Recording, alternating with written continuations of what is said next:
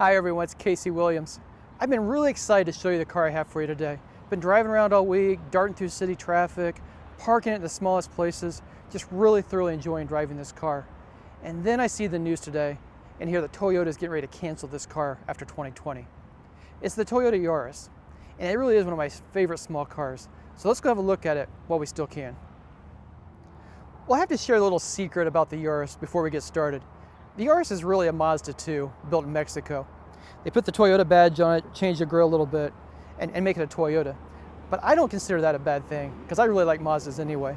And when you start looking at the car, when you see the side profile and the fenders, you can see a lot of Mazda 3 in it, so it's not really all that hard to see what it is and distinguish it. But I like the front end. Looks really aggressive, looks nice, the big toothy grille, the LED headlamps. I think it has a really nice presence in the front. Come around the side, the 16-inch gunmetal gray wheels.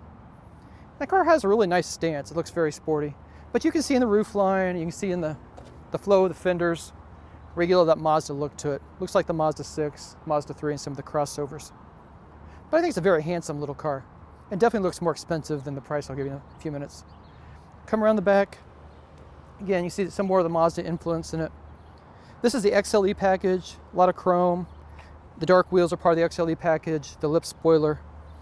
Again, I think it all looks very nice and very expensive. Pop the trunk. And in cars this size, you don't always get a big trunk. This car has a lot of room back here. Handles here on both sides. Flip the seats down 60-40. You can put long items in here. You can put a bicycle in here if you take the front wheel off. Or just get your luggage in here. It's really tall and really deep, so lots of space in the back. Well, the interior of the Yaris is a master class in how to design an interior for an inexpensive car without making it feel cheap. You know, I've been in $60,000 vehicles that don't feel as nice as this. It's really true. You know, there is a lot of hard plastic in here, you know, when you start tapping around in places. But again, this is a very entry-level car. But nothing looks cheap. And then it's dressed up with things like this nice padded piece on the dashboard with the blue stitching in it. And the way the air vents are lined up into the chrome piece here looks very nice. And you know, and they could have just put some plastic air vents in here, but instead they molded in some carbon fiber filling on the side of them, just make them feel more expensive, and the piano black, and kind of the knurled aluminum here in the middle, it feels that way. Again, nothing looks or feels cheap. I like the seats. Base seats are cloth, these are the leatherette, but they feel like leather. You know, if somebody didn't tell you they're leatherette, you'd be convinced. They're gonna wear really well, easy to clean. I like them a lot, very supportive, nice side bolsters. You know, coming down the dash, again, just some nice features. The blue stitching here and the padded, got more of that carbon fiber feel here, the aluminum look and some more piano black finish. Again, everything just, for a car in this class, very nice. Nice thick leather wrapped steering wheel, feels like it came out of a sports car, works really well. A lot of technology and a lot of features in this car too.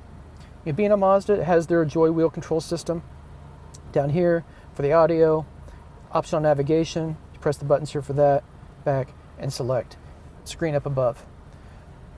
Automatic climate control. Again, talking about a fairly entry-level car, automatic climate control. And the knobs are nice. You know, they feel aluminum, just feel really expensive. USB is down below. Apple CarPlay, Android Auto, make it very easy to connect. Bluetooth, of course, all that works really good. You know, other things start digging around. You know, you got mirrors here, sunglass holder, another mirror on the passenger side. I like the instrument cluster a lot. Typical Mazda, nice big analog speedometer in the middle. The auxiliary controls, you got our little flat screens, tachometer on that side, temperature, driving range. This does have a forward collision alert system and rear view camera, of course, too, to enhance safety. But the interior of the car is just really nice. I mean, I've driven it all week. It's quiet, feels solid, just a very pleasant place to be. And the audio system is not bad. It's got a 6-speaker audio system. You know, it's not a Bose system, but for a car like this, it sounds good. It doesn't sound cheap. But I just really think that they've outdone themselves for a car in this class.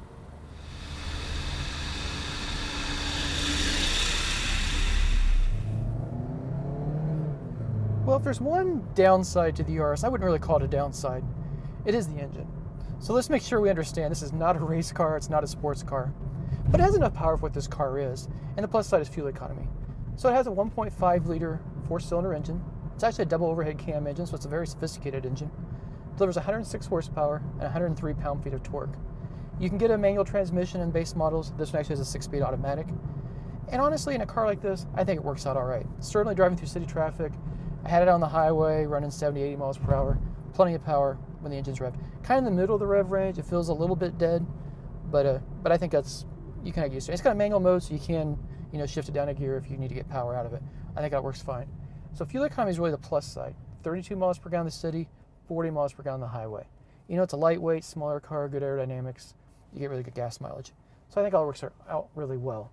It does have a sport mode, makes the steering a little more responsive. Transmission shifts a little more responsive as well, and the throttle a little more responsive. So you can kind of sport it out just a little bit. But I think the thing that really distinguishes this car is the way it rides and handles. A lot of these subcompact cars, you go over bumps, they just feel really harsh, just feel really rough. And this does too at some point, but it's really a solid little car. You're on the highway, you cross bumps, it's just boom, boom. City traffic. Again, nothing squeaking, creaking, and rattling inside the car, and I think it's good. And you can really feel that, you feel the Mazda engineering inside this car.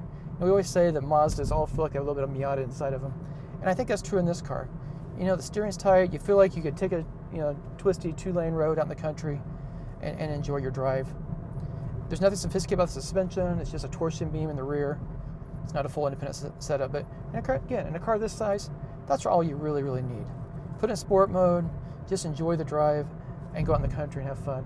But it's also just a perfect little car, the city. It's the right size car. You can park it almost anywhere. You get down narrow streets, parallel parking. All works out really well. So this is a sedan. I would really prefer the hatchback. I think it's even a more fun little car. It looks a little more fun. But either way, whatever your preference is, I think you'd find it's just a really nice little car to drive.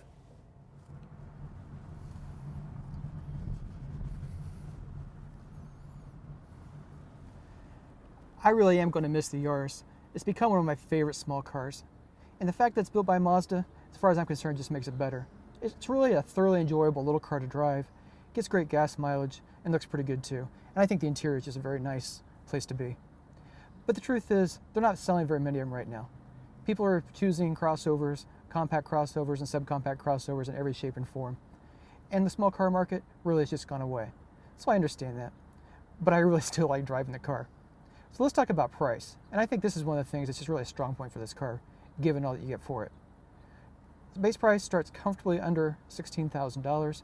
This one, everything in it, XLE package, automatic climate control, everything you've got, you look at $19,705. And I think if you get one at that price, I think it's a car you're thoroughly going to enjoy every single day. Well, next week we'll have another fun car. Until then, storm forward.